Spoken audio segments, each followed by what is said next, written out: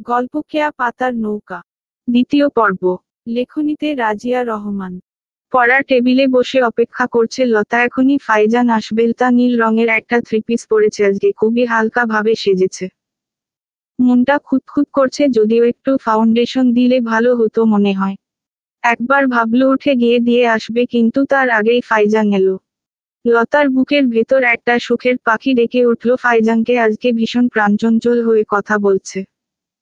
কেমন যেন সবকিছু তার ভীষণ ভালো লাগছে। আজ কেমনে হচ্ছে সে যেন কোনো সুখের সাগরে ভাসছে। লতা বলল, আপনাকে ভীষণ খুশি খুশি মনে হচ্ছে। আজ আমি সবচেয়ে বেশি খুশি লতা। আমি আজ যা পেয়েছি এই পৃথিবীতে কেউ তা পায়নি। আজ যে আমার হয়েছে সে আজীবনের জন্য আমার মনে বাধা পড়ে গেছে। হিমালয় জয় করার চাইতে কঠিন বন্ধুর পাহাড় আজ আমি জয় করতে পেরেছি। লতার মাথায় ঢুকলো না কিছু। ফাইজানের মনে পড়ল তরু বলেছে সেদিন লতা নাকি তাকে পছন্দ করে। ফাইজানের মনে হলো এটাই সবচেয়ে ভালো সুযোগ লতাকে জানিয়ে দেওয়ার। হাসতে হাসতে ফাইজান বলল, আমি একজনকে ভীষণ ভালোবাসতাম লতা, ভীষণ ভীষণ ভীষণ। সে বড় কঠিন মানুষ, আমার কাছে কখনো ধরা দিতে চায় না। বহু সাধনার পর আজ তাকে আমার করে পেয়েছি। লতার বুকের ভেতর ধপ করে কেঁপে উঠল। লতার মনে হলো কেউ বুঝি তার বুকের ভেতরে টান দিয়ে কলিজাটা তুলে বের করে নিয়ে এসেছে। হাসি মুখটা মুহূর্তেই বিবর্ণ হয়ে গেল। মরে গেলেও বুঝি এত কষ্ট হয় না। তার দম বন্ধ হয়ে আসছে যেন। লতা দুম করে বলল, না না, আপনি কাউকে ভালোবাসতে পারেন না, কিছুতেই না। ফাইজান ভ্রু কুঁচকে তাকালো লতা আর বসলো না, দৌড়ে নিজের রুমে চলে গেল। ফাইজানও অপেক্ষা করলো না। আজ তার নিজেকে ভীষণ নির্ভার লাগছে। লতা বুঝতে পারছে না কি করবে। মনে হচ্ছে সব মিথ্যে, এরকম কিছু হয়নি, কখনো হতে পারে না। ফাইজান কখনোই কাউকে ভালোবাসতে পারে না। লতা এত পরিকল্পনা করে ফাইজানকে বাড়িতে পর্যন্ত নিয়ে এসেছে, অথচ সে কিনা বলছে অন্য কাউকে ভালোবাসে। লতার সহ্য হচ্ছে না কিছুতেই। আগে সারা শরীর জলে পুড়ে যাচ্ছে লতারকে সেই মেয়ে। লতার ইচ্ছে করছে খুন করে ফেলে তাকে। সারা বিকেল ধরে লতা ভাবনা চিন্তা করতে লাগলো, বেঁচে থাকতে সে ফাইজানকে অন্য কারো হতে দিবে না। আমেনা লতার রুমের দরজায় নক করলো। লতা দরজা খুলল না। কয়েকবার নক করা পর লতা দরজা খুলল। বদ্ধ রুমে বসে লতা পরিকল্পনা করে ফেলল কিভাবে কি করবে। এখন শুধু সময়ের অপেক্ষা। ফাইজানের নিজেকে মনে হচ্ছে সদ্য কৈশোরে পা দেওয়া একজন, যার কিনা উত্তেজনার শেষ নেই। ইচ্ছে করছে এক ছুটে গিয়ে এক নজর তরুকে দেখে আসে, কিন্তু অনেক কষ্টে সেই ইচ্ছে দমন করলো। ফাইজান এই বয়সে ছেলে মানুষই মানায় না, তবুও মনটা ভীষণ ছেলে মানুষই করতে চায়। ফাইজান অপেক্ষা করতে লাগলো রাত হওয়ার জন্য। রাত হলে তরু আসবে খাবার নিয়ে। রাতে আমেনা খাবার বেড়ে তরুকে বলল, ফাইজানের খাবার দিয়ে আয়। কথাটা শুনে তরুর কেমন যেন লাগলো। লজ্জা এসে ভিড় করলো অন্তর জুড়ে। তা উঠে দাঁড়িয়ে বলল, মা আমি নিয়ে যাচ্ছি, আমার একটা অঙ্ক করার আছে, সেটাও বুঝে আসা লাগবে। আমেনা আর কথা বাড়ালো না, লতার হাতে প্লেটটা ধরিয়ে দিল। তরু তাকিয়ে রইল তীক্ষ্ণ দৃষ্টিতে। কি আশ্চর্য! মনের কি অদ্ভুত খেয়ালতা যে ফাইজানের প্রতি দুর্বল, তা তো তরু আগে থেকেই জানে, অথচ কখনো তো এরকম রাগ হয়নি বা হিংসে হয়নি। আজ কেন অন্তর জলে পুড়ে যাচ্ছে লতা উপরে যাচ্ছে দেখে। কিসের এত জোর মনের ফাইজানের উপর? 24 ঘন্টা হয়নি মন দেওয়া নেওয়ার, অথচ মন এখনই কেমন খবরদারি করছে। তরু খেতে বসলো, দুই চোখ বারবার ভিজে উঠছে। মা কি করছে এখন? মা কি খেয়েছে? মায়ের কি তরুকে মনে পড়ছে? আহা মাগো, কত দূরে মা এখন! তরুকে কলিজার ভেতরে গেঁথে রাখতো যেই মা, সেই মা এখন কোথায়? কি করছে? তরু চোখের পানি মুছে নিল। নিজেকে নিজে বলল, না কাঁদবো না। কেন কাঁদছি আমি? আমি তো চেয়েছি এরকমই মা ভালো থাকুক। আমার চোখের পানি মায়ের সুখের পথে বাধা যাতে না হয়। আমেনা তরুর দিকে তাকিয়ে রইল। কি অদ্ভুত মেয়ে! একটা বার মায়ের জন্য কাঁদছে না, একবার মায়ের সাথে কথা বলতে চাচ্ছে না। পাথর নাকি? এই মেয়ে মায়ের মতো সোজা না, একে শায়েস্তা করা এতটা সোজা হবে না। ফাইজান লাফিয়ে উঠে দরজায় নক করা শুনে দরজা খুলেই বলল, তুমি। বাকি কথা শেষ করতে পারল না। যতটা উৎসাহ নিয়ে দরজা খুলেছে ততটাই হতাশ হলো লতাকে দেখে। লতা ভ্রু কুঁচকে তাকালো ফাইজানের দিকে। লতা খাবার রেখে চেয়ার টেনে বসলো। ফাইজান গম্ভীর হয়ে বলল, তুমি যাও, আমার খেতে দেরি হবে, সকালে নিলেই হবে এটো বাসন। লতা তবুও বসে রইল। ফাইজানের অস্বস্তি হচ্ছে ভীষণ। লতা বসে বসে হিসেব মেলাচ্ছে। লেখাপড়ার মাথা যদিও কিছুটা খারাপ, কিন্তু কূটবুদ্ধি কম নেই। লতার মন বলছে ফাইজান তরুকেই ভালোবাসে, নয়তো যেমন হাসি মুখে দরজা খুলল লতাকে দেখে সেই হাসি মিলিয়ে গেল কেন। ফাইজান বিরক্ত হয়ে বলল, লতা অযথা কেন বসে আছো? যাও নিচে যাও, আমার পড়া আছে। লতা উঠে নিচে চলে গেল। তরু দরজার সামনে দাঁড়িয়ে অপেক্ষা করছে কখন লতা নেমে আসবে। অনেকক্ষণ পর লতাকে আসতে দেখে কে জানে কেন তরুর ভীষণ রাগ হলো। ইচ্ছে করলো গিয়ে দুটো দেয় দুই গালে, কিন্তু নিজেকে সামলালো তরু। লতা তরুকে দেখে হেসে বলল, জানিস তরু, আজকে আমি ভীষণ খুশি। তরু কিছু বলল না, কিছু জানতেও চাইল না। আলতা নিজে থেকে বলল, ফাইজান স্যারকে নিয়ে দেখতে থাকা স্বপ্ন আমার সত্যি হতে আর বেশি দেরি নেই। তরুর মুখটা গম্ভীর হয়ে গেল। মুহূর্তে কিছু না বলে তরু নিজের রুমে ঢুকে গেল। লতার কথা যদিও তরুর বিশ্বাস হচ্ছে না, তবুও মনটা কেমন খচখচ করতে লাগলো। বেয়াদব লতাটা ভালোবাসার ঘরে আগুন লাগাতে চাইছে নিশ্চয়। তরু ফিক করে হেসে ফেলল। নিজে নিজে মনে মনে বলল, আমাকে এতটা গাধা ভাবিস না লতা, তোর চালাকি আমি বুঝি। রাতে তরুর ঘুম ভেঙে গেল হঠাৎ করে। কেমন অস্থির লাগছে, তরুর বুক ভেঙে কান্না আসছে। কে জানে কেন নিজেকে ভীষণ নিঃস্ব মনে হচ্ছে। বিছানায় উঠে বসলো তরু, তারপর নেমে গিয়ে রুমের লাইট অন করলো। লাইট অন করতেই নজরে এলো দরজার সামনে একটা পার্পল কালারের খাম। তরু খামটা খুলল। ভেতরে একটা চিঠি। ফাইজানের চিঠি। চিঠিতে লেখা, ভালোবাসি তরু, তোমাকে ভীষণ ভালোবাসি। মাঝরাতে এই ছোট্ট চিঠিটাই তরুর মনটা ভালো করে দিল। যেই মন খারাপ নিয়ে তরু ঘুম থেকে উঠেছে, ঘুমাতে গেল তার চাইতে হাজার গুণ আনন্দ নিয়ে।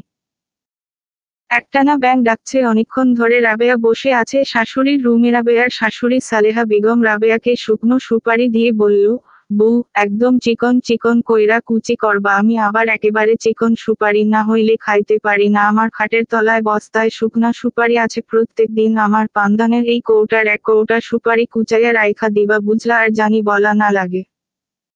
রাবেয়া মাথা নাড়ালো। সালেহা বেগম রাবেয়াকে কিছুক্ষণ পর্যবেক্ষণ করলেন, তারপর বললেন, আমার ছেলের লগে কোনো কিছু নিয়া ঘ্যান ঘ্যান করবা না। আগের পক্ষের বাচ্চাগো লগে কোনো সময় হিংসা রেষারেষি করবা না, ওগো জানি কোনো অযত্ন না হয়। আর একটা কথা, আমার পোলা কইলেও তোমার আগের ঘরের মায়ারে এই বাড়িতে আনবা না। এইটা হোটেল না, এতিমখানা না, বুঝছো? রাবেয়ার চোখ ভিজে উঠল। মুহূর্তেই কি বলছেন উনি? তরু আসবে না এখানে? কিন্তু রাবেয়ার ভাই তো বলেছে এরা তরুকেও এখানে থাকতে দিবে। সালেহা বেগম বললেন, মুখরে এরকম বোতা কইরা রাখবা না, হাসি খুশি থাকবা সর্বক্ষণ। আর শুনো, কথায় কথায় আমার পোলারে নিয়া দরজায় খিল দিবা না। দিনের বেলায় তো নাই এসবো বেহায়াপনা আমি বরদাস্ত করতে পারি না। রাবেয়া হতবাক হয়ে তাকিয়ে রইল। এক আমেনার হাত থেকে রক্ষা পেয়ে রাবেয়া বুঝি আরেক আমেনার হাতে এসে পড়েছে। রাবেয়া চোখের পানি লুকিয়ে মুছে ফেলল। মেয়েটা কেমন আছে কে জানে। একটা বার কথাও হয়নি মেয়ের সাথে, আর গতকাল তো দেখেও নি। যেই মেয়েকে বুকে নিয়ে জীবন পার করে দিবে ভেবেছিল, সেই মেয়ে কোথায় আজ। ভাগ্য এত নির্মম হয় কেন মাঝে মাঝে। দুপুরে খেতে বসে রাবেয়ার স্বামী নজরুল বলল, আমাদের তো বাড়ি খালি, তরুকে না হয় এখানে নিয়ে আসি, তাহলে তোমারও আর মন খারাপ হবে না, তরুও ভালো থাকবে। রাবেয়ার মুখটা উজ্জ্বল হয়ে গেল মুহূর্তে, কিন্তু পরমুহূর্তে মনে পড়ে গেল শাশুড়ির কথা। সালেহা আর সালেহার ছোট মেয়ে নাজমা বলল, কি কন ভাইজান, আপনার মাথা কি পুরাই গেছে? ওই মেয়ে কি আমাগো রক্ত নাকি? তাছাড়া মেয়ে তো ছোট না, এরকম উঠতি বয়সের একটা মায়ারে কি পরিচয় দিয়ে এইখানে রাখবেন? বাড়িতে তো বেডা মানুষের অভাব নেই। রাবেয়ার বুক মোচড় দিয়ে উঠল, এরা এত পাষাণ কেন? এত নিষ্ঠুরভাবে কিভাবে বলতে পারছে এসব কথা? তরুর ঘুমন্ত মুখটা ভেসে উঠল। রাবেয়ার চোখে আহারে সোনা বাচ্চা। আজ মা কই, তুই কই? কেন এরকম করলি? রাবেয়া ভেবে পায় না। চোখের পানির জন্য রাবেয়া খেতে পারে না আর। নজরুল বলল, তোকে বেশি কথা বলতে বলছি আমি? আমার ঘরে কি মানুষ নেই? বাড়িতে পুরুষ মানুষ আছে তো কি হয়েছে? এই জন্য কি এই বাড়িতে আর কোনো মেয়েরা থাকে না? তোর মেয়ে থাকে না? নাজমার আগে ফেটে পড়ল যেন। অগ্নিশর্মা হয়ে বলল, কি কইলেন ভাইজান? আপনি আমার মায়ারে খোটা দিলেন। এক রাত না যাইতেই পর হয়ে গেলেন আপনি এরকম করে। মা দেখছেন আপনি? সালেহা রাবেয়ার দিকে তাকিয়ে আছে, তার মাথামোটা ছেলেটা যে এরকম কিছু বলে ফেলবে তা তো তিনি জানতেন, এজন্যই আগেই রাবেয়াকে শাসিয়েছেন, কিন্তু এই মেয়ে তো কিছু বলছে না।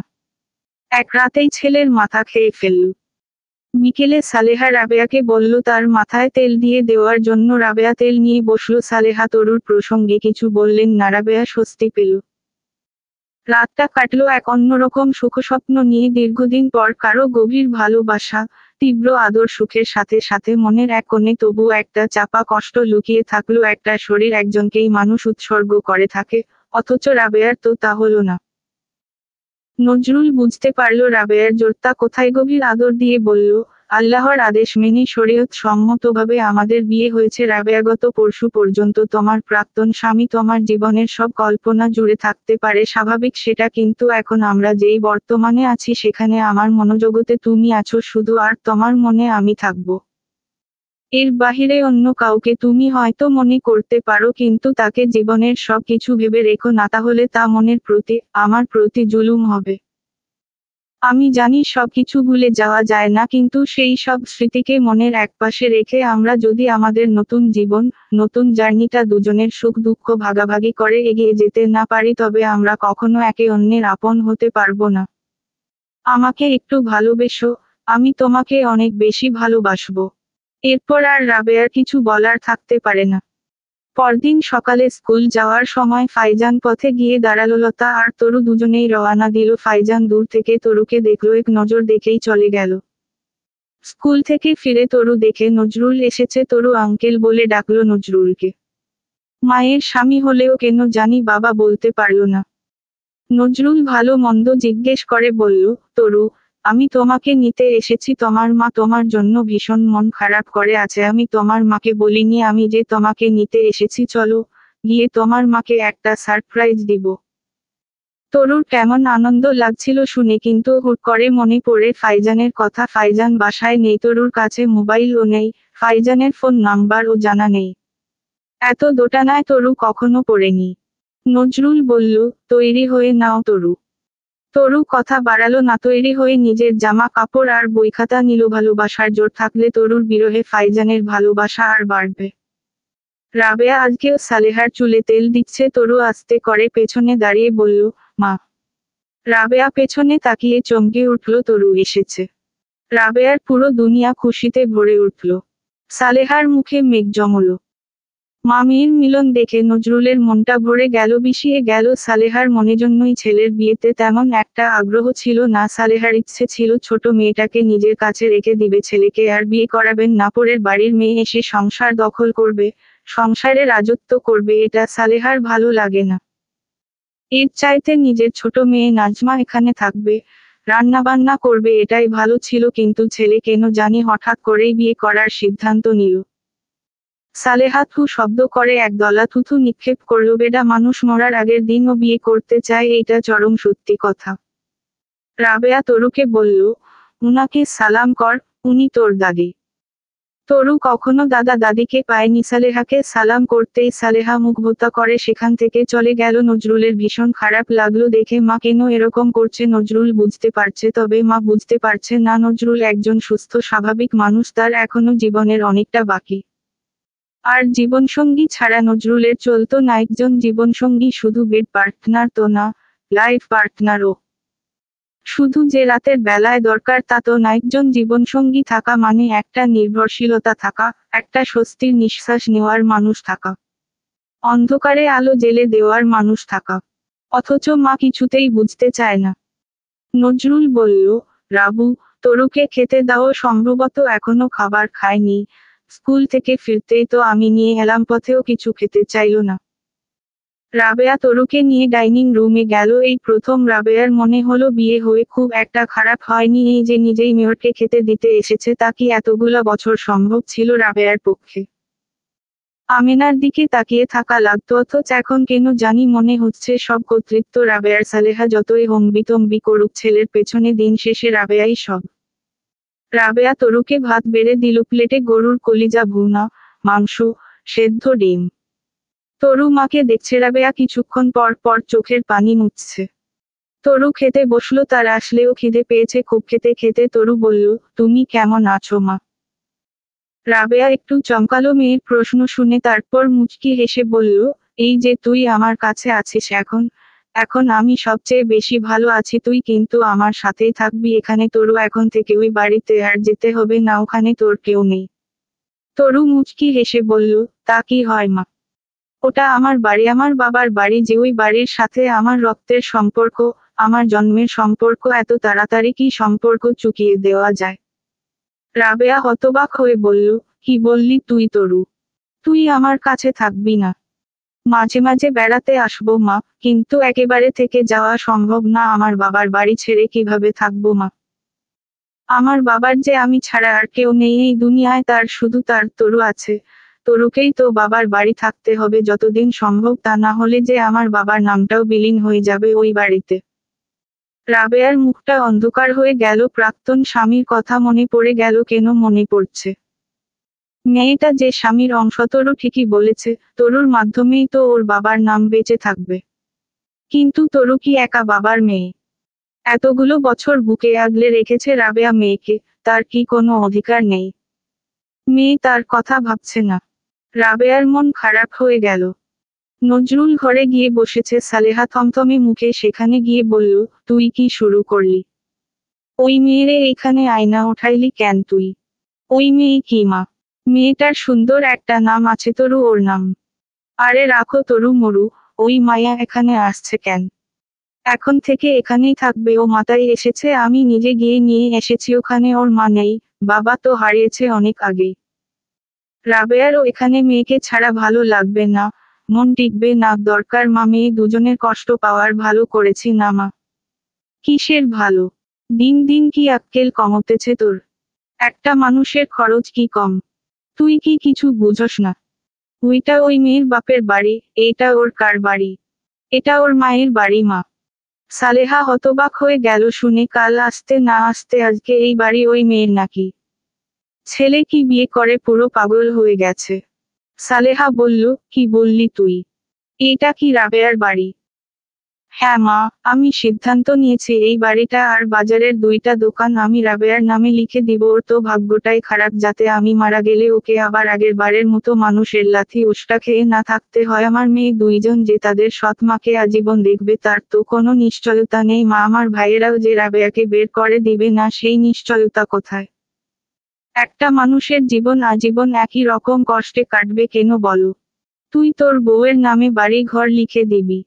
তুই কি পাগল হইছস নাকি নজরুল? বউয়ের নামে কেউ জায়গা জমি দেয়? বিয়ে হইছে দুদিন হইছে মাত্র। নজরুল হেসে বলল, রাগ কইরো না মা, তোমার নামেও কিন্তু আমার বাপের অনেক জায়গা জমি কিনছে, যেগুলোর আয় এখনো তো আমার দখলেই আছে। আমার বউ 2 দিন হইছে আসছে, দেখে কি সে বউ না? কবুল বলার সাথে সাথে রাবেয়া আমার মানুষ হয়ে গেছে মা আজীবনের জন্য। রাবেয়া যদি প্রতারণা করে তো তার জবাব সে আল্লাহর কাছে দিবে। আমি আল্লাহকে বলতে পারবো আমি আমার দিক থেকে কোনো কমতি রাখিনি। সালেহা কি বলবে ভেবে পেল না। ছেলের মাথা যে পুরোপুরি খারাপ হয়ে গেছে বুঝতে পারছে সালেহা। মনে মনে বলল, এই পেত্নী তো ভালো করে আছর করছে আমার ছেলের। এই পেত্নী তাড়ানোর ঔষধ আমার জানা আছে। সকালে নজরুল দোকানে যাওয়ার জন্য তৈরি হলো। নিজের বাইকটা বের করে তরুকে আর তার মেয়ে নাজিয়াকে ডাকল। নজরুলের একটা মাত্র মেয়ে, প্রথম স্ত্রীর ঘরে। নাজিয়া বাড়ির কাছাকাছি একটা স্কুলে পড়ে, ক্লাস 10-এ। প্রতিদিন নিজেই মেয়েকে স্কুলে দিয়ে আসে, আজ থেকে 2 মেয়েকে দিয়ে আসবে। নজরুল ব্যবসায়ী মানুষ, খুব যে বোকা লোক তা না। নজরুল ব্যালেন্স করে চলতে চায়। সৎ মা যে সব সময় ভালো হবে তার গ্যারান্টি কই? এজন্য মেয়ের নামে কিছু সম্পদ লিখে দিয়েছে নজরুল।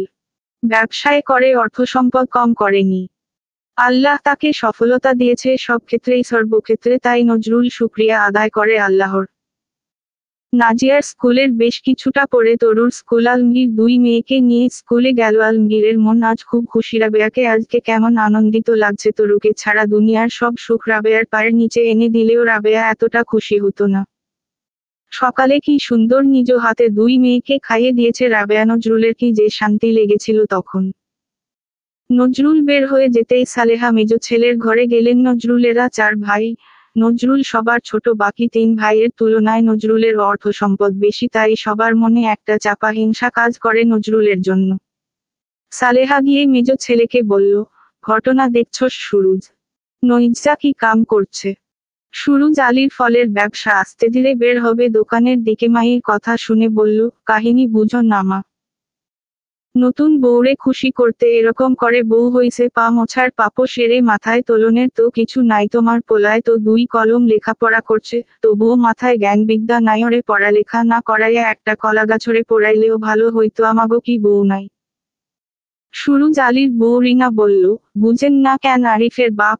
এখন সুন্দরী বউ পাইছে তো তাই এরকম তোয়াজ করে। নাজিয়ার মা রুবি তো ছিল কালো মানুষ, এখন পাইছে ধলা চামড়া। মাথা কি ঠিক আছে নাকি আপনার ভাইয়ের? সালেহা হাপিত্যেশ করে বলল, এখন কি করমু? কত বাপ চাইছিলাম বিয়ে করাইলেও একটা বাজা মায়া করামু যাতে পোলাপান না হয়। এই মায়া তো বাজা নাওদি কোনো পোলা হয় এই ঘরে তো বুঝোস নইজা সব সম্পদ তবু তিন ভাইয়ের হাত ছাড়া হই যাইব। ও নাকি বউয়ের নামে জায়গা জমিও দিব কইতাছে। রিনা ফিসফিস করে বলল, আম্মা, আমি খুব কামেল একটা তান্ত্রিকের সন্ধান জানি, কামরূপ কামাক্ষার থেকে আসছে, উনি ওস্তাদি কামতার সব।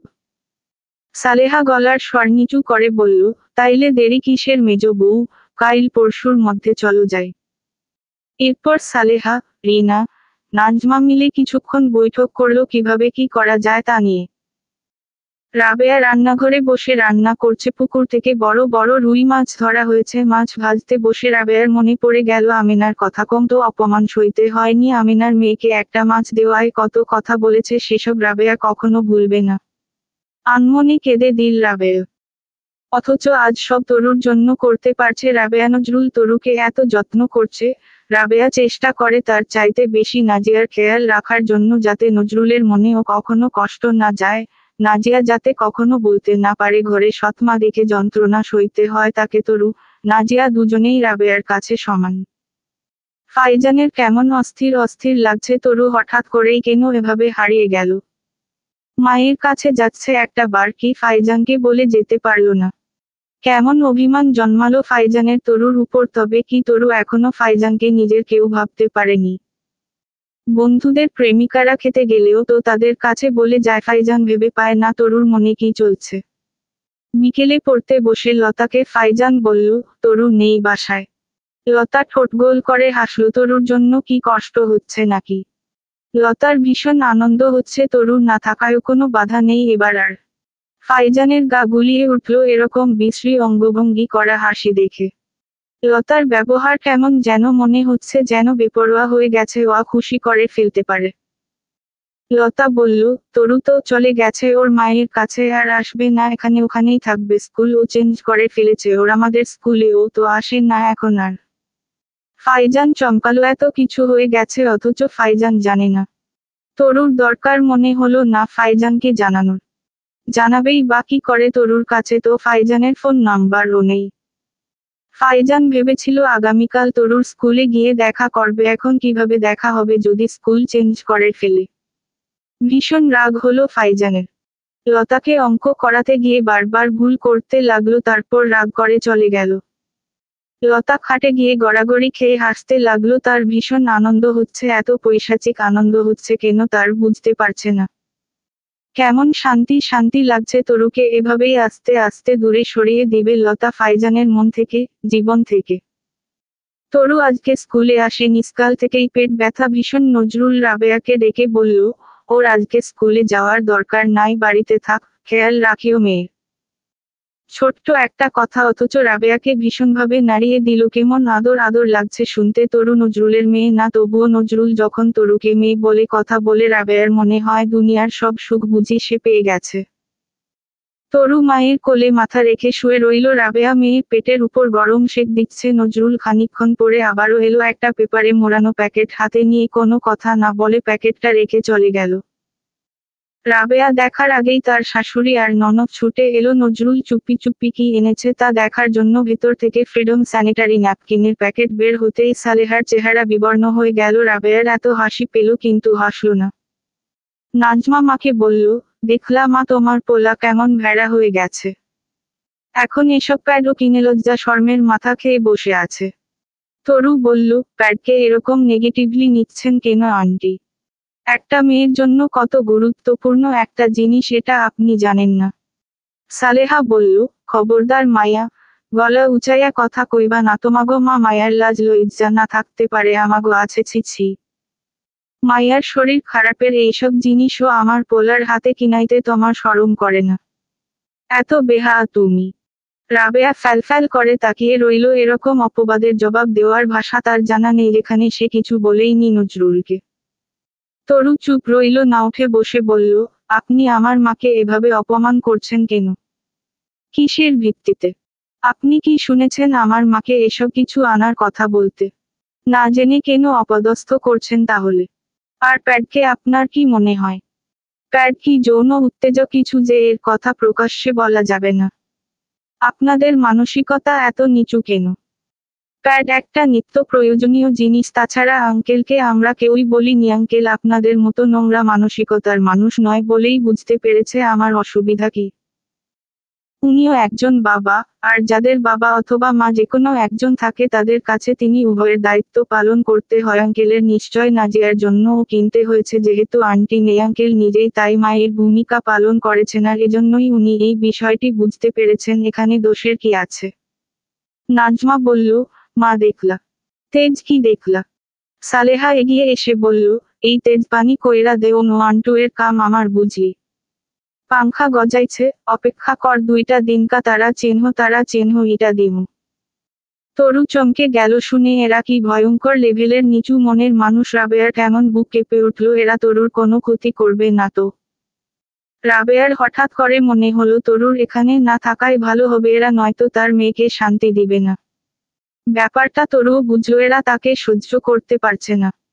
তরু সিদ্ধান্ত নিল 2-1 দিনের মধ্যে চলে যাবে। এমনিতেই তরু এখানে পাকাপাকিভাবে থাকতে আসেনি, এখানে তরু এসেছে মাকে দেখতে, বেড়াতে। কিন্তু এরা ভেবেছে তরু বুঝি স্থায়ী হতে এসেছে, যার জন্য এরা ভয় পাচ্ছে। তরু না থাকলে যদি মায়ের সংসার সুখী হয় তবে তরু তাই করবে, মায়ের সুখ ছাড়া তরুর চাওয়ার কিছু নেই। ফাইজান স্কুল ছুটির সময় তরুর স্কুলের সামনে গিয়ে দাঁড়ালো। মনকে কিছুতেই মানাতে পারছে না, আলতার কথা মন বিশ্বাস করতে চাইছে না, তাই চলে এসেছে তরুকে দেখতে। একে একে সবাই বের হতে লাগলো। লতাকে দেখে ফাইজান একটু আড়ালে গিয়ে দাঁড়ালো। লতার তবুও চোখ গেল ফাইজানের দিকে। হেসে ফেলল মনে মনে, লতাভাগ্য তার সহায় আছে, তা না হলে আজকে তরু স্কুলে আসেনি আর ফাইজানও এসেছে তরুর জন্য। একে একে স্কুল খালি হয়ে গেল। ফাইজান স্কুলের সামনে একটা দোকানের বেঞ্চে ধপ করে বসে পড়ল। বুকের বা পাশে কিসের অচেনা এক ব্যথা তার উপস্থিতি জানান দিচ্ছে চিনচিন করে। ফাইজানের কেমন একে লাগছে নিজেকে, তরু কি একেবারেই হারিয়ে গেল? তবে কি তরু ফাইজানকে ভালোই বাসে নি কোনোদিন? কেন এরকম করলো তরু? এভাবে কেন ছেড়ে চলে গেল? ফাইজান কিছুতেই তরুকে হারিয়ে ফেলাটা মেনে নিতে পারছে না। জীবনের প্রথম এবং শেষ তো তরুকে নিয়েই ভেবেছিল ফাইজান, তরুকে নিয়েই স্বপ্ন সাজিয়েছিল, সেই সব স্বপ্ন তরু এভাবে ভেঙে দিল। নজরুল সন্ধ্যা বেলায় বাড়ি ফিরল, কয়েক রকম খাবার নিয়ে রাবেয়ার হাতে দিয়ে বলল সবাইকে দিতে। রাবেয়া খাবার টেবিলে মোগলাই, বার্গার, জালি কাবাব সবার প্লেটে সাজিয়ে সবাইকে নাস্তা করতে ডাকল। সালেহা আর নাজমা মুখ ভোঁতা করে এসে বসল খেতে। নজরুল মা বোনের মুখ অন্ধকার দেখে রাবেয়ার দিকে তাকালো, চোখের ইশারায় জানতে চাইল কিছু হয়েছে কিনা। রাবেয়া ঠোঁট উল্টিয়ে জানালো সে জানে না। তরু খাওয়া শেষ করে বলল, আঙ্কেল আমি আগামীকাল বাড়িতে চলে যাব, অনেক দিন তো বেড়ালাম। নজরুল অবাক হয়ে বলল, বাড়ি যাবে মানে? এটা কি তোমার বাড়ি না তরু? তরু হেসে ফেলল শুনে, তারপর বলল, ওটা যে আমার বাবার বাড়ি আঙ্কেল, আমার বাবার সব স্মৃতি ওখানেই আছে। নজরুল নরম স্বরে বলল, এটাও তো তোমার মায়ের বাড়ি, তুমি জানো না হয়তো এই বাড়িটি এবং আমার আরো কিছু সম্পদ আমি তোমার মায়ের নাম দলিলপত্র করে দিয়েছি, তাহলে তুমি কেন হীনমন্যতায় ভুগছো তরু?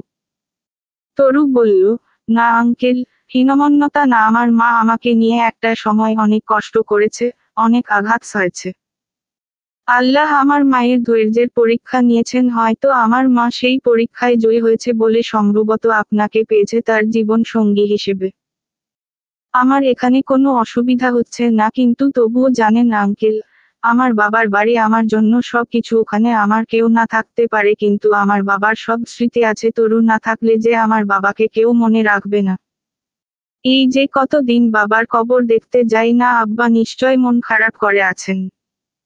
বাবার কবরটা দেখলে কি যে শান্তি লাগে আঙ্কেল, মনে হয় এই যে এখানে বাবা ঘুমিয়ে আছে, ঘুম ভাঙলেই তরুকে খুঁজবে। তরুর কথা শুনে নাজিয়ার দুই চোখ টলমল করতে লাগলো। মাকে মনে পড়ছে ভীষণ, নতুন মা যতই আদর করুক তবুও দিন শেষে মনে হয় নিজের মা তো নেই। কি এক অদ্ভুত ব্যাপার, এই দুনিয়ায় সবকিছুর বিকল্প হয়, শুধু মা বাবার বিকল্প হয় না। রাবেয়া আলগোছে চোখ মুছে নেয়। নাজমা দেখে বলে, দেখলেন মা, আমার ভাইয়ের ঘর করে আর আগের স্বামীর লাইগা কান্দে বেহা মেয়েলুক। নজরুল রাগ করে বলল, নাজমা, মুখ সামলে কথা বল, রাবেয়া তোর ভাবি হয়, সম্মান দিয়ে যদি কথা বলতে না পারিস তবে কথা বলবি না, তবে ওকে অপমান করবি না, আমি এসব বরদাস্ত করব না। সালেহা বলল, বউয়ের গোলামি করতেছিস? এরকম ভেড়া তো আমার কোনো পোলা হয় নাই, তুই এরকম হইলি কেন? নজরুল হেসে বলল, বউয়ের পাশে থাকা যদি গোলামি করা হয় তাহলে না হয় হলাম মাজাই হোক তরু, যেখানে তোমার বাবার আবেগ জড়িয়ে সেখানে আমি আর কিছু বলার নেই, তবে অনুরোধ করব মাঝে মাঝে এসে তোমার মাকে দেখে যাবে। তোমার মা তোমাকে ছেড়ে কতটা মানসিক কষ্টে থাকবে তা তুমি নিশ্চয় জানো, কোনো কিছুকে মনে না রেখে যখন ইচ্ছে হবে চলে আসবে। তরু মাথা নাড়িয়ে সায় দিল। আমিনা বসে আছে উঠানে, হাতে ঝাড়ু, হাত ধরে গেছে তার উঠান ঝাড়ু দিতে গিয়ে। এত বড় উঠান ঝাড়ু দিতে গেলে আমিনার দম বন্ধ হয়ে আসে। আগে রাবেয়া থাকতে সকাল বিকাল দুই নার ঝাড়ু দিত। উঠান বাড়ি সব ঝকঝক করত। যতই হোক, রাবেয়ার নিজের সংসার, মায়া ত্যাগ করা কি এতই সোজা? সেজন্যই বোধহয় না বললেও নিজেই ঘরদোর সব মুছে পরিষ্কার করে রাখত। এখন অবস্থা পাল্টেছে, আমিনার শরীর এবং ধৈর্য কোনোটাই কুলোয় না। কাজ দেখলে উল্টো মাথা গরম হয়ে যায়। কাজ করানোর জন্য কাউকে পাচ্ছে ও না। আমিনা আজ 3 দিন পর উঠান ঝাড়ু দিচ্ছে। আমিনা স্কুল থেকে তরু ফিরল আজ বাড়িতে সকালে। নজরুল তাকে স্কুলে দিয়ে গেছে। রাতে নজরুল তরুকে একটা মোবাইল এনে দিয়েছে। এত দামি মোবাইল তরু এই প্রথম ছুঁয়ে দেখল। লতার কাছেও একটা স্মার্টফোন আছে, কিন্তু তরু কখনো ছুঁয়ে ও দেখতে চায়নি। অন্যের জিনিসের উপর তরুর কখনোই কোনো আগ্রহ নেই। এই প্রথম নিজের ফোন পেয়ে তরুর কেমন আনন্দ হচ্ছে। নজরুল সকালে আসার সময় বলল, তোমার মাকে প্রতিদিন ভিডিও কল দিও, তাহলে তোমার মায়ের ভালো লাগবে। তোমাকে দেখলে তোমার মোবাইলে নগদ অ্যাকাউন্ট খুলে দিয়েছি, অল্প কিছু টাকাও আছে তোমার হাত খরচ। আমি জানি আমি তোমার বাবা হতে পারবো না তরু, কিন্তু তোমার আঙ্কেল হিসেবে আমি আমার সাধ্যমতো তোমার জন্য কিছু করতে চাইলে আশা করছি তুমি নিষেধ করবে না। ভেবো না আমি আবার এসব ফ্রিতে করতে চাচ্ছি। তোমার মা আমার নাজিয়ার যেভাবে যত্ন করে তার তুলনায় আমার এসব একেবারেই নগণ্য, তবুও একটু চাচ্ছি যে আমার সংসার সুখী রাখছে তার মনটা যাতে আমি খুশি রাখতে পারি, তাই তুমি এসব নিয়ে কখনো কিছু মনে করো না।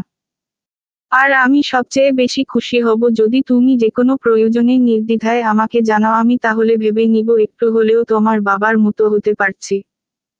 তরু মুগ্ধ হয়ে শুনল নজরুলের কথা। নিজের এত আনন্দ হলো তরুরও, তাহলে ভুল সিদ্ধান্ত নেয়নি, মা নিশ্চয় সুখী হবেন। স্বামী একজন মেয়ের সবচেয়ে বড় সাপোর্ট। নজরুল আঙ্কেল ঠিক থাকলে ওনার মা বোন যতই যা করুক অসুবিধা নেই। আমিনাকে সালাম দিল তরু। আমিনা চমকে উঠল তরুকে দেখে, বিড়বিড় করে বলল, তুই এখানে চলে এলি কেন? তরু হেসে বলল, কি বলেন চাচি, আমার বাড়ি এটা, আমার বাপের নিজের রক্ত পানি করা টাকায় করা এই বাড়ি। আমার বাড়িতে আমি আসবো কেন? আসবো না আসবো না তা কি আমার আপনার কাছে অনুমতি চাইতে হবে নাকি? আপনারা উল্টো আমার কাছে পারমিশন নিবেন? আমি কেন নিব? লতা বিরক্ত হয়ে তাকিয়ে আছে। লতার মাথা ভীষণ গরম হয়ে গেছে তরু যখন বলল আজকে বাড়িতে চলে আসবে। লতার চিন্তা ফাইজানকে নিয়ে। তরুর এসব চ্যাটাং চ্যাটাং কথা শুনে লতার মেজাজ খারাপ হয়ে গেল। তরুকে ধাক্কা দিয়ে বলল, কি বললি তুই তরু? বেশি চালাক হয়েছিস নাকি? আমার মায়ের সামনে দাঁড়িয়ে তুই এরকম বেয়াদবি করছিস কোন সাহসে? লতার হাত ছাড়া দিয়ে ছাড়িয়ে তরু বলল, সাহসে না পাগল, অধিকার, এই বাড়ির উপর সম্পূর্ণ অধিকার একমাত্র আমার, বুঝলি? তোরা বলতে পারিস এক টাইপের রোহিঙ্গাদের মতো। যতই তোরা এখন জোর জবরদস্তি করে থাকছিস, দিন শেষে কাগজে কলমে সবকিছুর একমাত্র মালিক আমি, সেটা ভুলে যাস না। তাই আমার অধিকার আছে কথা বলার, আর অধিকার আছে বলেই আমি সাহস দেখাচ্ছি। আমাকে ঘাটাতে আসিস না কেউ। আমি ছেড়ে দেওয়ার মেয়ে নই, আমার মায়ের মতো। আমার মা ভয় পেত সবাইকে, তবে আমি পাই না। মনে রাখিস, যেভাবে আছিস সেভাবে থাক। আমার সাথে তোত্তারা কথা বলতে আসিস না কেউ নেক্সট টাইম। তরু চলে গেল নিজের রুমের দিকে। আমেনা বাকরুদ্ধ হয়ে তাকিয়ে আছে। তরু এসব কি বলে গেল? দিন দিন এই মেয়ের ভীষণ সাহস বাড়ছে। তরু যাওয়ার সময় রুমে তালা দিয়ে গিয়েছিল, যদিও তার রুমে তেমন গুরুত্বপূর্ণ কিছুই নেই, তবুও দিয়েছে সবাইকে বোঝানোর জন্য যে সে খুব একটা ছাড় দেওয়ার মানুষ না। তালা খুলতে গিয়ে তরুর হঠাৎ করেই কেমন মন খারাপ হয়ে গেল। আগে স্কুল থেকে ফিরে প্রথমেই রুমে ঢুকে মাকে ডাকতো তরু, মা বেঁচে আছে, অথচ তরু এখন আর চাইলেই মাকে ডাকতে পারবে না। এত কষ্ট হচ্ছে ভাবতেই তরুর। কয়েকদিন আবদ্ধ থাকায় রুমের ভেতরটা কেমন ভ্যাপসা লাগছে। তরু ঢুকতেই দেখতে পায় দরজার নিচ দিয়ে ফাইজানের দেওয়া অনেকগুলো চিঠি। মুহূর্তেই তরুর চেহারার রং পাল্টে যায়। এতক্ষণ ঝগড়া করে বিক্ষিপ্ত হওয়া মনটায় কেমন প্রশান্তি নেমে আসে এক মুহূর্তেই। বুকের ভেতর জ্বলতে থাকায় আগুনে যেন কেউ পানি ঢেলে দিয়েছে। তাকে ভালোবাসার জন্য একটা মানুষ আছে, এই কথাটা ভাবলেই অশান্ত মন শান্ত হয়ে যায়। সবগুলো চিঠি কুড়িয়ে নিল তরু। প্রায় 1012 দিন দেখা হয়নি, কথা হয়নি, একেবারে যোগাযোগ বিচ্ছিন্ন ছিল দুজনে। তরু মনে মনে ভাবত তার যেমন সময় অসময়ই ফাইজানকে মনে পড়ে, তেমন কি ফাইজানেরও মনে পড়ে তাকে। তরুর বিরহে ফাইজানের ভালোবাসা কি বাড়ছে নাকি তরুকে ভুলেই গেছে কে জানে। সঠিক মানুষকে ভালোবেসেছে তো তরু। এখন মনে হচ্ছে না সে সঠিক মানুষকেই ভালোবেসেছে। সবগুলো চিঠি তরু নিজের ড্রয়ারে লুকিয়ে রাখলো, তারপর জামাকাপড় চেঞ্জ করে রুমটা ঝাড়পোছো করতে লাগলো। গুনগুনিয়ে গান গাইতে গাইতে তরু কাজ করছে। তরুর দরজার সামনে দাঁড়িয়ে রাগে আগুন হচ্ছে। লতা কিছুতেই মেনে নিতে পারছে না তরুর ফিরে আসা। ফাইজানকে অন্য কেউ পেয়ে যাবে এটা লতা কিছুতেই মানতে পারবে না। কাজ শেষ করে তরু খেতে গেল। নিজ হাতে গিয়ে আজ খাবার বেড়ে নিল। আমেনা তীক্ষ্ণ দৃষ্টিতে তাকিয়ে আছে। আমেনার তীক্ষ্ণ দৃষ্টি দেখে তরুর হাসি পেল খুব। আর একটু রাগাতে তরু আজকে মুরগির রান নিজের পাতে তুলে নিল। সব সময়ই লতা আর লাবিক দুজন খায় রান। তরু জানে রান হোক বা অন্য পিস মাংস তো মাংসই, তাতে এত ভেদাভেদ কেসের একটা হলেই হলো। কিন্তু আজকে জেনেও তরু ইচ্ছে করে কাজটা করলো যাতে আমেনা একটু হলেও বুঝে যে তরু ভাগ ছেড়ে দেওয়ার মেয়ে না, আর মেনে নেওয়ারও মেয়ে না। প্লেট নিয়ে তরু চেয়ারে বসলো, তারপর মোবাইলের ক্যামেরায় গিয়ে ভিডিও রেকর্ডার অন করে ব্যাক ক্যামেরা দিয়ে মোবাইলটা একটু দূরে সরিয়ে রাখলো। তরু জানে আমেনা এতটা স্পর্ধা সহ্য করতে পারবে না, বিশেষ করে তার সন্তানদের খাবারে তরু ভাগ বসিয়েছে, এতটা মানতে পারবে না আমেনা। আমেনা থমথমে স্বরে বলল, রানের এই টুকরো লাবিবের জন্য রাখছি তরু, তুই নিলি কেন? ওরা তো সবসময়ই খায় চাচি, আমারও অধিকার আছে রান খাওয়ার। আজকে লতা খাচ্ছে, অন্যদিন রান্না করলে লাবিব একটা খাবে, আমি একটা খাবো, সহজ হিসাব। আমেনা আর সহ্য করতে পারল না। ভারী শরীর নিয়ে তোপতপ করে এসে তরু চুল চেপে ধরে বলল, সাহস বাড়ছে খুব তোর। তারা চিহ্ন কির মায়া, এত সাহস হয়েছে তোর আমার উপরে কথা কস, আমারে জ্ঞান দেস। তরু শান্ত রইল। আস্তে করে আমেনার হাত ছাড়িয়ে বলল, আমি বড় হয়েছি চাচাই, আমার গায়ে হাত দেওয়ার বয়স এখন আর নেই আপনার। আমেনা তরুর ভাতের প্লেট ছুঁড়ে ফেলে দিয়ে বলল, 2 দিনের বৈরাগী ভাতেরে কয় অন্য খুব পাখনা গজাইছে তোর মা। তারা চিহ্ন আমেনারে এখনো চিনতে পারোস নাই তোরা? তরু মোবাইল নিয়ে আমেনার দিকে ধরল, এরপর ভিডিও অফ করে বলল, তুমি এতক্ষণ যা যা করেছ আর বলেছ সব আমার কাছে রেকর্ড করা রইল, এগুলো সব পরবর্তীতে প্রমাণ হিসেবে ব্যবহার করা হবে। চাচি, আমাকে এত হালকাভাবে নেওয়া তোমার উচিত হয়নি। আমি ছাড় দেওয়ার মেয়ে না, মনে রেখো। এত দিন শুধু মায়ের জন্য চুপ থাকতে হয়েছে, আমার মা ভীতু মহিলা আমি না, মনে রেখো। আমেনা থ হয়ে গেল। তরুর কথা শুনে ভিডিও করে রেখেছে তরু। কেন করেছে? কি করবে এসব দিয়ে? লতা এই নাটক দেখে হা করে তাকিয়ে রইল। কি হচ্ছে এসব? তরুর এরকম তেজি রূপ তো লতা কখনো ভাবতেও পারেনি। লতা বুঝতে পারল ফাইজানকে পাওয়ার লড়াই খুব একটা সহজ হবে না, তার কঠিন হোক তবুও লতা ছাড়বে না কিছুতেই। লতাকে পড়াতে বসেছে ফাইজান। বিমর্ষ হয়ে আছে চেহারা। এভাবে একটা মানুষ বলা কওয়া ছাড়া হারিয়ে যেতে পারে? একটা বারও মনে পড়ল না ফাইজানের কথা, তার ভালোবাসা, কমিটমেন্ট, সবকিছু এত ঠুনকো। তরু তার ভালোবাসা এভাবে ইগনোর করল। তরু জানে এই সময়টা ফাইজান লতাকে পড়ায়। চুপি সারে তরু এসে লতার রুমের দরজার বাহিরে কান পাতল। লতা আজ সাহস দেখালো কিছুটা। ফাইজান এখনো জানে না তরু এসেছে। লতা ফাইজানের হাতের উপর হাত রাখতেই সব খেল যেন। ফাইজান চমকে উঠে হাত সরিয়ে নিল। ভীষণ বিরক্ত হলো লতা, এত ঢং কিসের এই লোকের? লতা যেন তার বস্ত্রহরণ করেছে এমন করে চমকে উঠছে কেন। চেহারায় কষ্টের ছাপ ফুটিয়ে লতা বলল, এভাবে মন খারাপ করে থাকেন কেন ভাইয়া? পড়াতে বসে আপনার এরকম মনোকষ্ট আমার ভালো লাগে না জানেন। আমার ইচ্ছে করে আপনার সব মন খারাপ দূর করে দিতে, আমার সব সুখ আপনাকে দিয়ে আপনার মুখে হাসি দেখতে চাই আমি। ফাইজান নিজের রাগ সংবরণ করে বলল, তোমার এই উদারতা কি সব ছেলেদের জন্য হয় নাকি লতা? অন্য কারো যদি দরকার হয় তবে তাদের কষ্ট দূর করে দাও, আমার লাগবে না। আমার ভালোবাসার মানুষের সামনে এরকম হাজারটা লতা ফিকে লাগে। আমার কাছে এতটা সাহস দেখাতে চেও না লতা। আমার হাত ধরার মতো স্পর্ধা আর দেখিও না। আজকে হাত সরিয়ে দিলেও পরের বার যে আমার হাতের থাপ্পড় খাবে না তার নিশ্চয়তা আমি দিতে পারবো না। লতার মুখ অপমানে লাল হয়ে গেল। ফাইজান উঠে দাঁড়ায়, চেয়ার টান দেবার শব্দ শুনে তরু দ্রুত সরে যায়। ফাইজান উঠে চলে যায়, আজকে আর পড়াবে না, মেজাজ খারাপ হয়ে গেছে। ফাইজান চলে যাওয়ার পর থেকে লতা বসে বসে নিজের ডান হাত দেখছে। এই হাতটা আজকে সারাদিন লতা আর ধুবে নাই। হাতে ফাইজানের স্পর্শ লেগে আছে, ফাইজানের ঘ্রাণ লেগে আছে। লতা ডান হাতটা বুকের উপর নিয়ে মুচকি মুচকি হাসতে লাগলো। তরুর ভীষণ রাগ হলো লতার উপর। এই মেয়েটা এত বেহায়া কেন?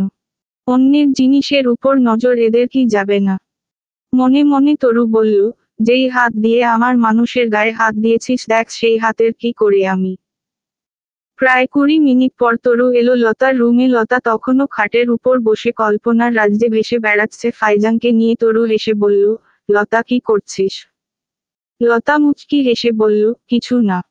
তরুও মুচকি হাসলো, তারপর বলল, শোন না, তোর জন্য একটা জিনিস এনেছি আমি। কৌতূহলী হয়ে লতা তাকালো তরুর দিকে, দুই চোখে কৌতূহল উপচে পড়ছে তার। তরু মুচকি হেসে বলল, চোখ বন্ধ কর, সারপ্রাইজ।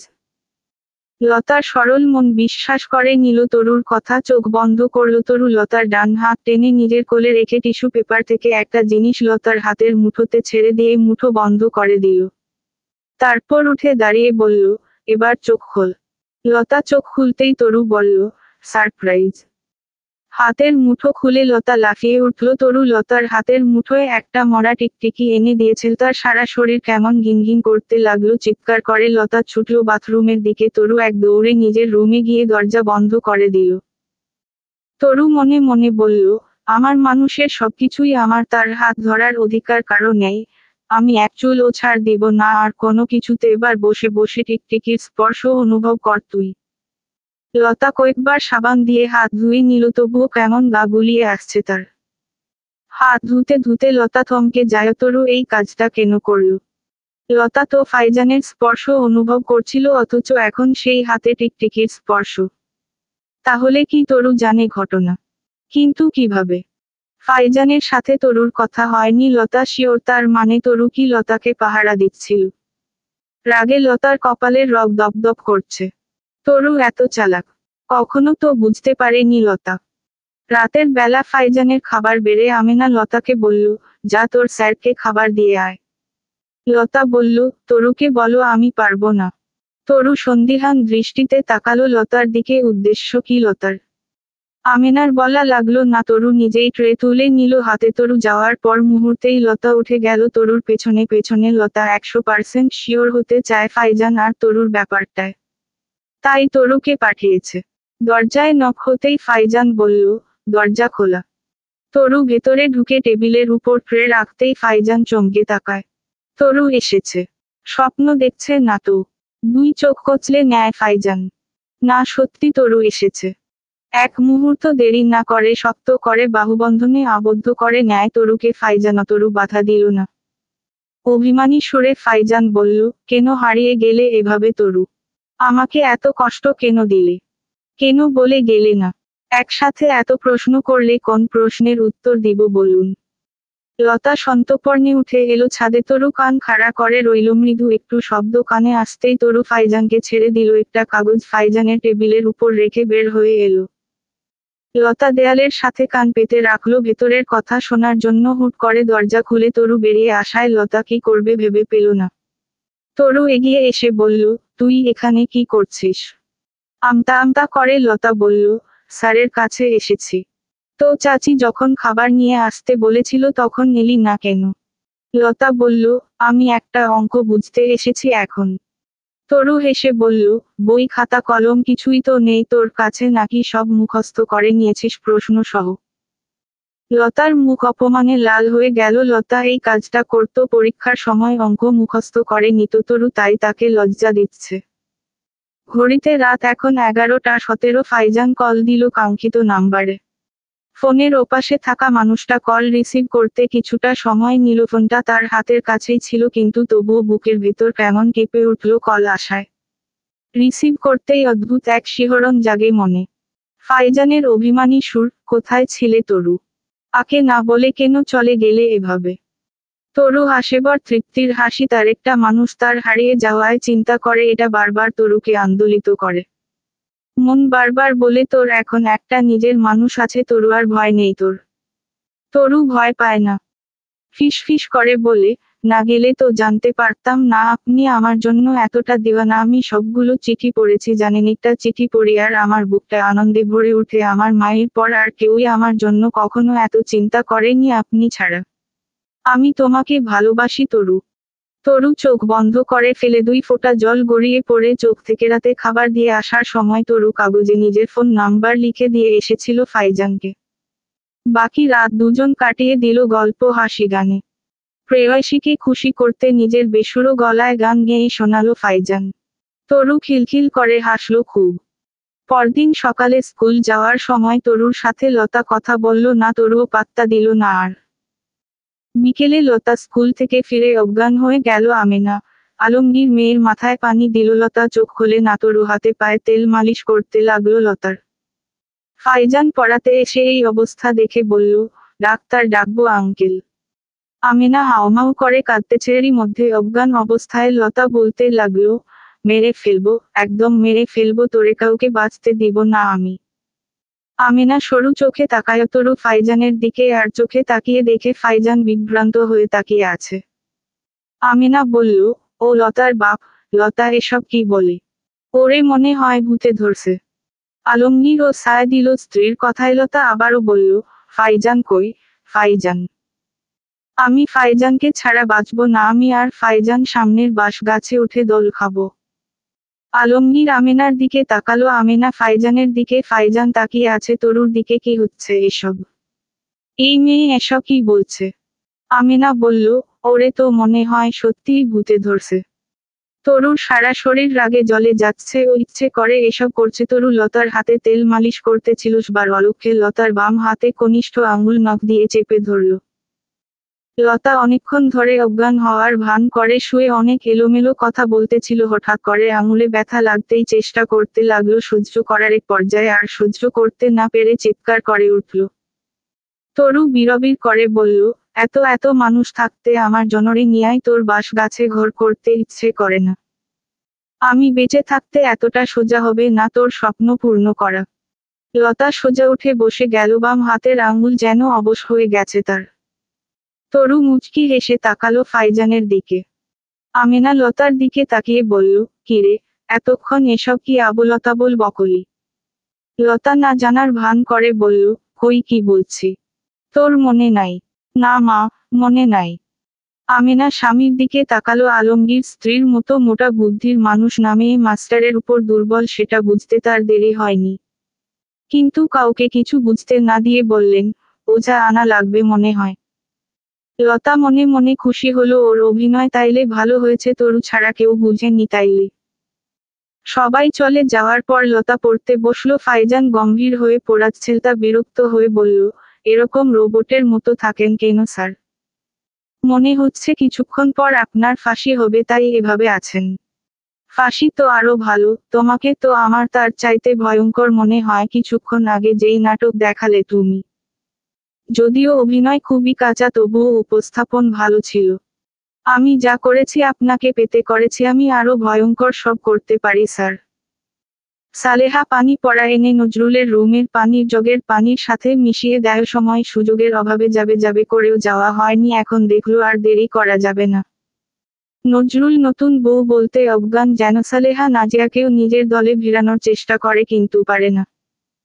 নাজিয়া দাদিকে সোজা বলে দেয়, আমার মা মারা যাওয়ার পর এত দিন গেছে, কোনো দিন তো আপনি বা ফুফু কেউ একবার আমারে এসে জিজ্ঞেস করেননি নাজিয়া তুই কেমন আছিস। মার জন্য কাঁদতে কাঁদতে ঘুমিয়েছি, তখনও আপনারা কেউ এসে আমাকে সান্ত্বনা দেননি।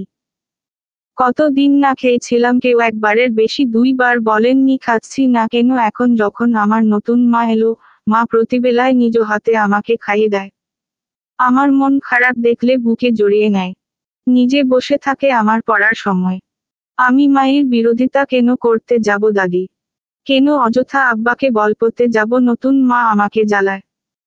সালেহার মেজাজ খারাপ হয়ে গেল। নাতনির এসব কথা শুনে বিরক্ত হয়ে বললেন, বোকা মায়া, সৎ মা কোনো দিন আপন মা হয় না, তুই বুঝতেছস না?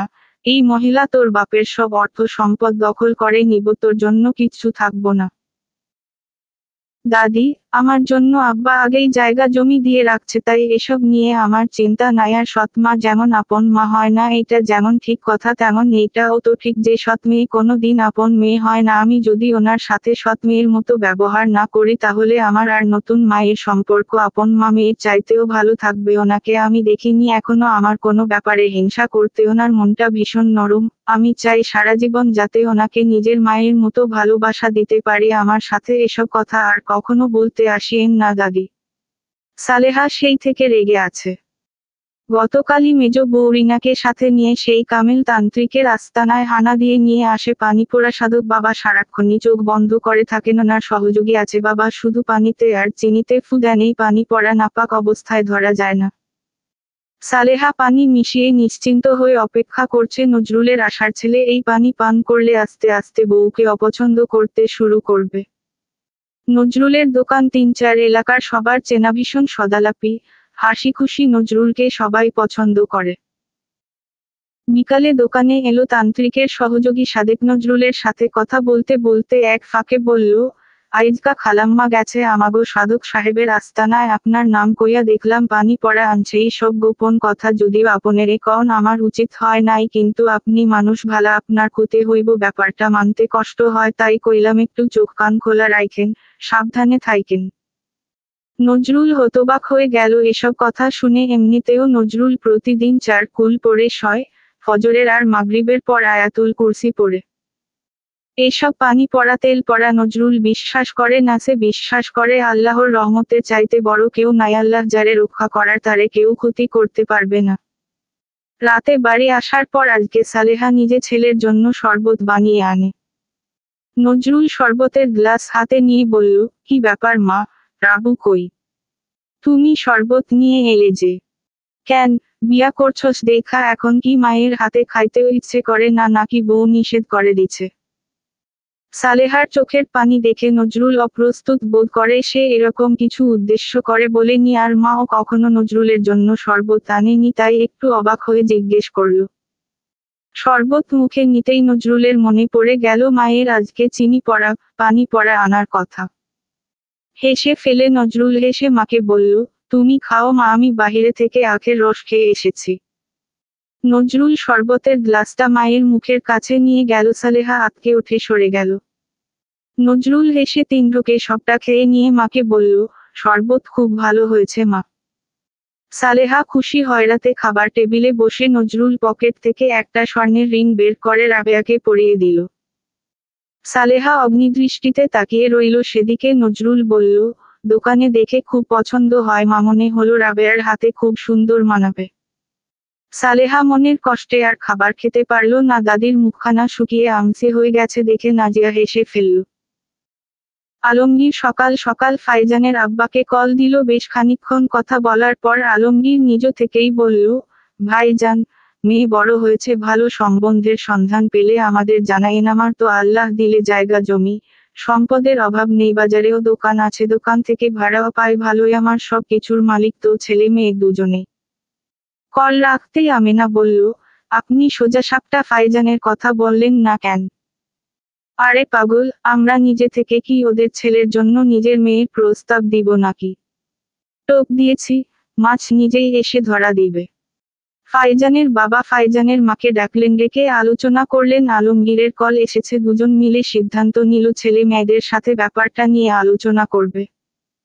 ঘটনা ঘটে পরদিন রাতে। ফাইজান বসে বসে পড়ছে, চাকরির জন্য পড়ছে। মাথায় একটা বিশাল চিন্তা, তার তরুকে বউ করে যত দ্রুত সম্ভব সে ঘরে নিয়ে যাবে।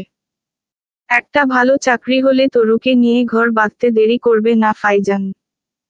এই মেয়েটার দুই চোখ ভর্তি স্বপ্ন, স্বামী, সন্তান, শ্বশুর শাশুড়ি, সংসার নিয়ে অনেক স্বপ্ন তরুর। ফাইজান নিজের কাছে নিজে প্রতিজ্ঞা করে তরুর সব কষ্ট সে মুছে দিবে। রাতে মায়ের কল দেখে কিছুটা অবাক ফাইজানের মা সকাল বেলায় কল দিয়ে ছেলের সাথে কথা বলে সাধারণত। কল রিসিভ করে ভালো মন্দ জিজ্ঞেস করার পর মা বলল, বাবা, আমরা তো তোর জন্য পাত্রী পছন্দ করছি, তোর আব্বা চায় তোকে বিয়ে করাতে, তোর আব্বার শরীর খুব একটা ভালো যাচ্ছে না, তাই তোকে বিয়ে করিয়ে নিশ্চিন্ত হতে চায়। ফাইজান ভীষণ হতবাক হয় মায়ের কথা শুনে, কি বলছে এসব মা? ফাইজান শান্ত স্বরে বলল, মা আমি এখন এসব নিয়ে ভাবছি না, আমার লেখাপড়া এখনো শেষ হয়নি আর আমার একজন পছন্দ করা আছে, আমি বিয়ে তাকেই করব। ফাইজানের মা হতবাক হয়ে গেলেন ছেলের কথা শুনে, তার এই ছেলেটা সবসময় রেখেছে সবকিছু নীরবে মেনে নেয়, সেই ছেলে কিনা আজকে বলছে তার পছন্দের মানুষ আছে। ফাইজানের মা ভীত কণ্ঠে বললেন, কি বলছিস এসব তুই? তোর পছন্দের মানুষ আছে মানে কি ফাইজান? তোকে লেখাপড়া করাচ্ছি কি এসব অসভ্যতা করার জন্য? তোর বাবা যদি জানতে পারে কি হবে ভেবেছিস? ফাইজান শান্ত রইল, মাকে বলল, মা, আমি মেয়েটাকে ভালোবাসি, এটাই আমার কাছে একমাত্র সত্য, আমি তাকে কথা দিয়েছি কখনো তাকে কাঁদতে দিব না। মাও সারা জীবন অনেক কষ্ট সহ্য করেছে, আমি তাকে ছাড়া অন্য কারো কথা ভাবতেও পারি না। ভালোবাসা কোনো অসভ্যতা না, মায়ের যেটা অসভ্যতা সেটা কখনো ভালোবাসা না। আমি ওকে ভালোবাসি, বিয়ে করব আমি, সংসার হবে আমার, আব্বার তো রাগ করার কিছু নেই। ফাইজানের বাবা এগিয়ে এসে বললেন, ফোন আমার কাছে দাও। ফাইজান হ্যালো বলতেই উপাস থেকে ফাইজানের বাবা বললেন, তুমি আমার ছোট ছেলে ফাইজান, আমার সবচেয়ে বেশি আশা ভরসা তোমাকে নিয়ে। তোমার দুই ভাই লেখাপড়া করেনি, তুমি লেখাপড়া করে ছোটবেলা থেকেই আমার মুখ উজ্জ্বল করেছ, আমি জানি এবারও তুমি আমাকে হতাশ করবে না, আমার পছন্দ মতো মেয়েকেই বিয়ে করবে। ফাইজান যথেষ্ট শান্ত স্বরে বলল, আব্বা, আমি একজনকে ভালোবাসি আর আমি তাকেই বিয়ে করব, এটাই আমার ফাইনাল সিদ্ধান্ত। ফাইজানের বাবা চুপ থেকে বললেন, মেয়ের বাবা কি করে? ওর বাবা মারা গেছেন ও ছোট থাকতেই। মেয়ের মা আছেন? হ্যাঁ আছেন, কিছুদিন আগেই ওনার দ্বিতীয় বিয়ে হয়েছে। ফাইজানের বাবা রেগে গিয়ে বললেন, মাথা খারাপ হয়ে গেছে তোমার ফাইজান? একটা এতিম মেয়েকে বিয়ে করার কথা ভাবছো কিভাবে তুমি? মেয়ের মায়েরও নাকি বিয়ে হয়েছে, এরকম একটা মেয়েকে বিয়ে করার কথা তোমার মাথায় আসলো কিভাবে? মানুষ হাসাহাসি করবে, বাস্তবতা বুঝার চেষ্টা কর ফাইজানের। কম বিয়ের আগে মানুষের অনেক কিছুই হয় জীবনে, এটাকে এত সিরিয়াসভাবে নেওয়ার কিছু নেই, এনজয় করার, ফুর্তি করার বয়স করেছো, বিয়ে আমার পছন্দ করা মেয়েকেই করবে। ফাইজান বলল, আব্বা, আমি ওকে ভালোবাসছি কোনো ফুর্তি করার জন্য না আব্বা, ও ওরকম মেয়ে না, আমি ওকে যতটা ভালোবাসি ততটাই সম্মান করি ওকে, আমি ইহকাল পরকাল উভয় জায়গায় চাই, এসব নিয়ে আমি আর কথা শুনতে চাই না। তোর বিয়ে আমি লতার সাথেই দিব, এটাই আমার শেষ কথা। ফাইজান চমকে উঠল লতার কথা শুনে, লতার সাথে বিয়ের কথা ভাবছে আব্বা? মাথায় রক্ত উঠে গেল ফাইজানেরও, সাথে সাথে সিদ্ধান্ত নিল আগামীকাল এই বাড়ি থেকে চলে যাবে। ফাইজানের আব্বা কালাম হোসেন চিকন বুদ্ধির মানুষ, সবসময়ই টাকা পয়সার পেছনে চিনাজোকের মতো লেগে থাকে, টাকা পয়সার গন্ধ পেয়েছেন আলমগীরের, এই টোপ তিনি কিছুতেই ছাড়বেন না। সাজেদা মিনমিন করে বলল, ছেলে তো রাজি না, আপনি একটু চিন্তা ভাবনা কইরা দেখেন। কালাম হোসেন বিরক্ত হয়ে বললেন, ছেলের কি এখনো দুনিয়া চেনার বয়স হয়েছে? চোখে রঙিন চশমা দিয়া ঘুরে তোমার ছেলে, চশমার কাছে যেদিন ভাঙন ধরবে সেদিন বুঝবে বাপে তার ভালো চাইছে, ততদিনে অনেক দেরি হয়ে যাইব। আমি তা হইতে দিমু না, আর তোমার ছেলে কোন মায়া পছন্দ করছে তুমি বুঝো। মায়ার বাপ নাই, মাও বিয়া কইরা সংসার করে। মেহমান নিয়া যে আমরা যামু, কে সমাদর করবে আমাদের? তোমার ছেলে এই জিন্দেগিতে শ্বশুর বাড়িতে যাইতে পারবো? শ্বশুর বাড়ি থাকে বেটা মানুষের ভালো মন্দ খাওয়ার জায়গা, ওরে কে খাওয়াইবো হায়? আলমগীরের বাজারে দোকান আছে, তুমি বুঝো, কম করে হইলেও তোমার ছেলে 3,40 লাখ টাকার সম্পদ পাইবো আলমগীরের থেকে। এরকম সুযোগ কোন পাগলে হাতছাড়া করবে? সাজেদা কি বলবে বুঝতে পারছে না, আজীবন স্বামীর কথামতো চলে এসেছে, স্বামী যা বলেছে তাই ঠিক জেনেছে, এখন ছেলেকে বুঝাবে কিভাবে? সন্ধ্যার দিকে কালাম হোসেন কল দিল আলমগীরকে। আলমগীর তখন চা খাচ্ছে নিজের রুমে বসে। লতার রুমে বসে বসে নখে নেইল পালিশ দিচ্ছে। ভালো মন্দ জিজ্ঞেস করে কালাম হোসেন বললেন, আলমগীর ভাই, আপনি আমাগো কুটুম মানুষ, মায়ার বিয়ার ব্যাপারে গতকাল কথা কইলেন। আসলে কুটুমির ভালো করতে পারলে সবারই ভালো লাগে। আমার ফাইজানরে তো চিনেনি আপনি, আপনাদের হাতের উপরে মানুষ হচ্ছে এখন ছেলে বলতে গেলে আপনার ঘরের ছেলেও। নিজের ছেলে বলে বলছি না, আমার ফাইজান লাখে একটা এরকম লম্বা চওড়া ছেলে। লেখাপড়ায় ও ভালো আমার ছেলে, ওর স্কুল কলেজের স্যারেরা সব সময় আমারে বলতো, কালাম ভাই, আপনার ছেলে একটা রত্ন ভাই, ভীষণ মেধাবী ছেলে আপনার। এই ছেলেকে দিয়ে আপনার ভবিষ্যৎ উজ্জ্বল হইব, দেখবেন নে লেখাপড়া শেষ করার আগেই চাকরি পেয়ে যাইব। আপনি যখন পাত্রের সন্ধান চাইলেন আমি ভেবে দেখলাম আপনার মেয়ে আমাদের নিজের মেয়ের মতো, নিজেদের ঘরের মেয়ে বাহিরে যাবে কেন? ঘরের মেয়ে ঘরেই থাক, আপনার ঘর আর আমার ঘর আলাদা কিসের? আমার ছেলের পড়ালেখা ও শেষের দিকে, আপনি যদি রাজি থাকেন তো আমার ফাইজানের সাথেই না হয় মেয়ের বিয়ে দেন। আলমগীর হাসল। ফোনের এপাশে থেকে সে জানতো মাছ ঠিকই টোপ গিলবে, ফাইজানের মতো ছেলে সে নিজেও হাতছাড়া করতে চায় না। তবুও ভাব দেখিয়ে বলল, আপনার প্রস্তাব আমার পছন্দ হয়েছে ভাই, তবুও আমি আমার ওয়াইফের সাথে আলোচনা করি, মেয়ে যেহেতু তারও একটা মতামত আছে।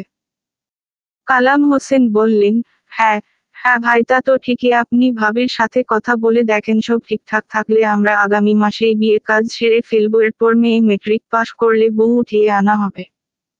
আলমগীর কল কেটে হাসতে লাগলো। আমিনা স্বামীর দিকে তাকিয়ে আছে, আলমগীরকে এভাবে হাসতে দেখে বলল, এরকম হাসেন কেন? কেরোসিন তেলের পিঠা খাইছেন লাগে?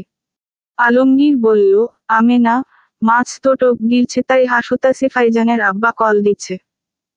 লতা নিজের রুম থেকে ফাইজানের নাম শুনে উঠে এলো। বাপ মায়ের রুমের সামনে দরজার পাশে কান পেতে দাঁড়ায় লতা।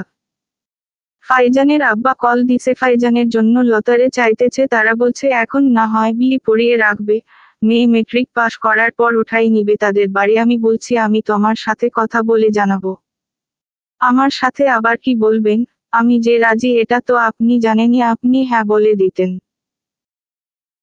আরে বোকা মহিলা, আমি এখনই হ্যাঁ বলে দিলে ওরা ভাবতো আমাদের খুব বেশি আগ্রহ ওদের ছেলের জন্য, বা মনে করতো আমরা ওদের ছেলেকে আগে থেকে পছন্দ করে রাখছি, তাইলে আমাদের দামটা কমে যাইতো না। আমি কল দিমু 2 দিন পর, কল দিয়ে বলমু যে মেয়ের মা তো চায় চাকরিজীবী বা ব্যবসায়ী জামাই, ফাইজান তো এখনো বেকার ছেলে, মেয়ের মা নিমরাজি। তবে ভাইজান আপনি যেহেতু নিজ থেকে কথাটা বলছেন, আমি আপনারে সম্মান করি, আপনার আবদার আমি যেভাবেই হোক রাখমু, মেয়ের মা ঠিক হয়ে যাবে আস্তে আস্তে। আপনি আমাদের পুরনো আত্মীয়, আপনার সাথে আমাদের সম্পর্ক অন্য রকম, তাই যত দ্রুত সম্ভব বিয়ের কাজ ঘরোয়াভাবে সেরে ফেলবো, আমার আবার ছুটিও শেষ হয়ে আসতেছে।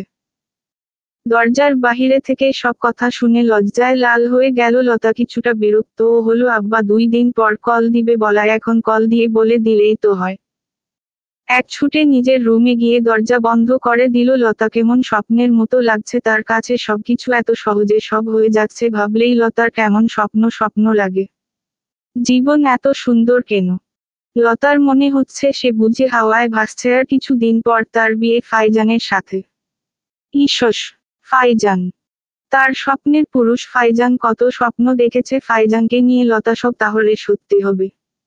তরুর কাছ থেকে ফাইজানকে লতা জিতে নিবে। কি যে শান্তি লাগছে লতার।